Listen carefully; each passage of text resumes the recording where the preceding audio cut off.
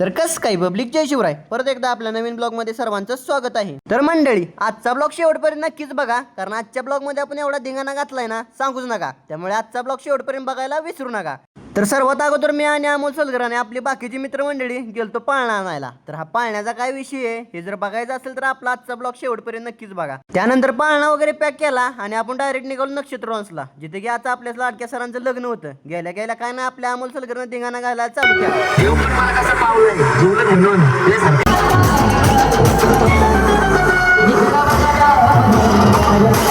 तर मंडळी, मस्तपैकी काय ना आपल्या मित्रांसोबत सगळ्यात धिंगाणा वगैरे घातला. तेवढ्यात आपल्या पोरे सरांनी घोडा वगैरे उचलला. त्यानंतर आपल्या संख्येची पण एंट्री झाली. मग काय ना आपण बी धिंगाणा घालायला चालू केला.